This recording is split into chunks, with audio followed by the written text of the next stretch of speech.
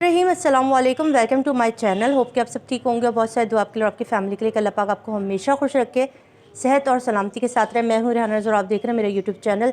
Doctor Nabiha और एक ऐसे एंकर जिसको तो शायद हम एंकर भी नहीं मानते, उनको उन्होंने इंटरव्यू दिया और उस इंटरव्यू के अंदर कुछ चीज़ें मुतनाज़ा हो गई। उनकी कुछ बातें जो थी उससे जो उनके देखने वाले थे या जो ज़हरा काज़मी केस को फॉलो कर रहे थे उनकी बड़ी दिलचस्पी हुई, क्योंकि आज से कुछ अरसे पहले जो है वो एकदम सामने आई थी और उनको सामने लाने वाले जो थे वो भी आपको पता है असद जाफ़री साहब थे। असद जाफ़री साहब ने ही रेकमेंड किया, उन्हीं के शो पर आई थी वो, और उन्होंने उनका बेस था कि वो ज़ुनैरा माहम को एक्सपोज़ करना चाहती। उन्होंने ज़ुनैरा माहम को एक्सपोज़ करने के लिए ही एंट्री मारी थी।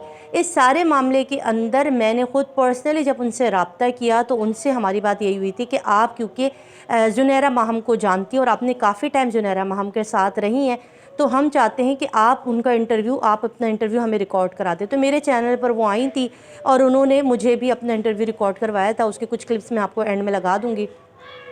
आज वो उस चैनल पर बैठ के कह रही थी कि मैंने ज़हरा काज़मी के अगवा और जो बच्चियाँ अगवा होती हैं उसके ऊपर इंटरव्यू दिया था। तो यहाँ पर मैं बता दूँ, शायद उनकी याददाश्त कहीं गुम हो चुकी है इस 1-2 महीने के अंदर, और उनको शायद याद नहीं आ रहा कि उन्होंने एग्जैक्ट इंटरव्यू ये कह के नहीं दिया था कि मैं गुमशुदा बच्चियों के ऊपर बात करी। उन्होंने ज़ुनैरा माहम को एक्सपोज़ करने के लिए, उसकी शादियाँ एक्सपोज़ करने के लिए, उसकी एज एक्सपोज़ करने के लिए, ख़ास तौर पर जो उनसे मेरी बात हुई थी तो उन्होंने कहा था कि मेरे शौहर की डेथ को 2 साल हो गए। आज ये मेरे ऊपर इल्ज़ाम लगाते कि मैंने जो है वो 2-4 शादियाँ कर ली हैं, और ये भी कहा कि ज़ुनैरा माहम मेरे शौहर के पीछे लगी हुई थी और उसके साथ वो चाह रही थी कि वो शादी कर ले, या उसको फंसाने के लिए जो है वो बड़ी कोशिश की गई उसकी तरफ से। ये वो इल्ज़ामात थे जो मैं नहीं कह रही, ये इन्होंने ख़ुद अपनी वीडियो में, अपने लाइव सेशन में जब मेरे साथ किया था तो ये सब चीज़ें उन्होंने कही थी। आज उन्होंने एक और चीज़ भी कही, उन्होंने कहा कि ज़हीर गैंग नहीं है, ज़हीर जो है ज़हीर शब्बीर गैंग नहीं। अगर गैंग होता तो ये पकड़ते क्यों नहीं है, और अगर ये ज़हीर गैंग है तो हमें क्यों नहीं पकड़ रहे। ये इस किस्म की कुछ मुतनाज़ा चीज़ें इन्होंने डॉक्टर नबिया ने कल उस इंटरव्यू में कही, जिसको सुन के बहुत ज़्यादा क्रिटिसाइज़ किए जा रहे हैं, क्योंकि इसको कहते हैं कि 400 बिल्लियाँ, कहते हैं 900 बिल्लियाँ चूहे खा के बिल्ली हज को चली, कि यानी कि सब कुछ करने के बाद एकदम पलटी खा ली और सारा इल्ज़ाम दूसरे यूट्यूबर्स के ऊपर लगा दिया गया कि जिसने मेरा इंटरव्यू किया था उसने थंबनेल के ऊपर ये चीज़ लगा दी, जिसने इंटरव्यू किया था उसने ऐसा कह दिया। मेरा पर्सनली कोई इशू नहीं है, मेरा पर्सनली कोई मैटर नहीं है, ये कहना और अपने आप को दोबारा न्यूज़ में इन करवाना, इसमें बड़ा फ़र्क होता है। मुझे बड़ा ताज्जुब है, क्योंकि मैंने पर्सनली ख़ुद उनका इंटरव्यू किया था और मैंने डॉक्टर नबिया से ख़ुद पर्सनली बातें की थी। मुझे बड़ा अफसोस है कि उन्होंने ज़हरा काज़मी केस के ऊपर कोई बात नहीं की थी। उन्होंने जो बात की थी वो ज़ुनैरा माहम के ऊपर की थी और ज़ुनैरा माहम के ही हवाले से सारा इंटरव्यू रिकॉर्ड कराया था। उन्होंने बुशरा शकील का भी नाम लिया कि जो चप्पल मारने, बाल खींचने की बात की, वो भी गलत थी। मैं इसको कंडेम करती हूँ, ऐसा नहीं कहना चाहिए था। जबकि उस वक्त FIA में घसीटने की बातें, FIA में केस चलाने की बातें, FIA में जूते पड़वाने की बातें ये ख़ुद मैडम कर रही थी और हर चैनल पर जाकर कर रही थी। आज इनका दोहरा रवैया देख के अच्छा नहीं लगा कि जो पहले कुछ और थी और आज इन्होंने एकदम ही इंटरव्यू चेंज कर दिए, अपनी टोन चेंज कर दी। इसे आप क्या समझेंगे मुझे नहीं पता, आप इसको ज़रूर कमेंट में कीजिएगा।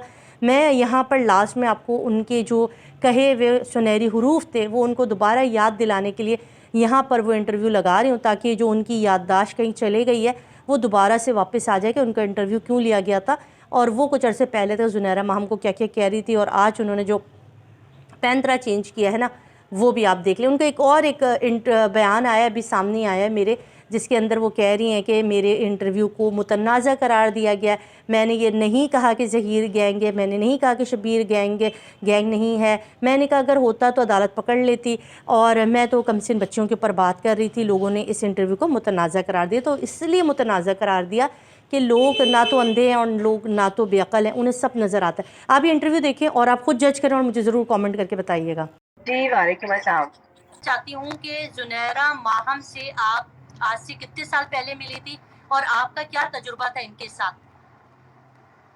रेहाना, मैं अपने बहुत सारे इंटरव्यूज़ में जो है वो ये बात बता चुकी हूँ। मेरी 10 साल पहले जो है वो इनसे मुलाकात हुई थी।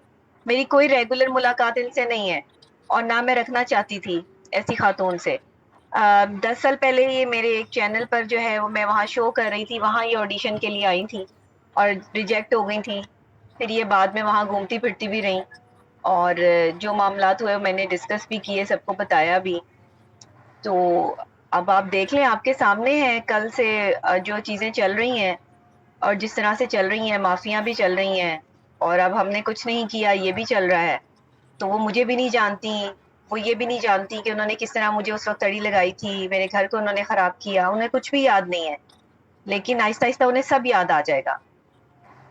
ڈاکٹر نبیہ، معافی والی بات بھی میں آپ سے بات کرنا چاہ رہی تھی. معافی کا کیا آپ سے بات ہوئی؟ ایف آئی اے میں گیا ہوا ہے نا ابھی تو یہ کیس آپ کی طرف جی سے، جی اور اسد عباس صاحب کی طرف سے ایک اپلیکیشن ایف آئی اے میں ہوئی ہے ان کے خلاف، اور جی انہوں نے جی آپ کے جی اوپر بھی.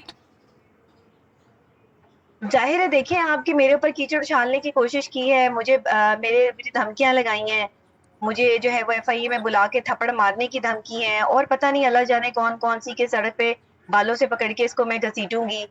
اللہ بڑا کارساز ہے اور اللہ بہت بڑا ہے. انسان جب ظلم کرنے پہ آتا ہے نا تو یہ بھول جاتا ہے کہ اللہ دیکھ رہا ہے، اور جب اللہ دیکھ رہا ہوتا ہے نا تو وہ پھر اپنا حساب اپنے وقت پر لیتا ہے، اور اپنے انسان کو نا اپنا حساب اللہ پہ چھوڑ دینا چاہیے. میرا بھی 10 سال کا حساب جو ہے نا چکتا اللہ تعالیٰ نے جو ہے وہ اللہ کے میں نے فضل مانگا ہمیشہ. میں نے اس سے جو ہے وہ نہ لڑی، نہ میں نے اس کے ساتھ کوئی دشمنی ڈالی، نہ کچھ ڈالا. اب آپ دیکھ لیں یہ ایف آئی اے پہلے خود گئی ہیں، پھر انہوں نے سارے جو ہے وہ میڈیا میں خود آن کیا یہ باتیں، خود تماشا لگایا. ان کو کیا لگ رہا تھا کہ جو ہے وہ ثبوت نہیں ہوں گے، معاملات نہیں ہوں گے، یا میں ڈر جاؤں گی یا یہ دھمکا لیں گی. اسد جعفری صاحب ایک بہت آپ کو پتہ ہے کہ قابل ہمارے پاس جرنلسٹ ہیں، ان کا 20-22 سال کا ایکسپیرینس ہے، میرا 10-15 سال کا ایکسپیرینس ہے.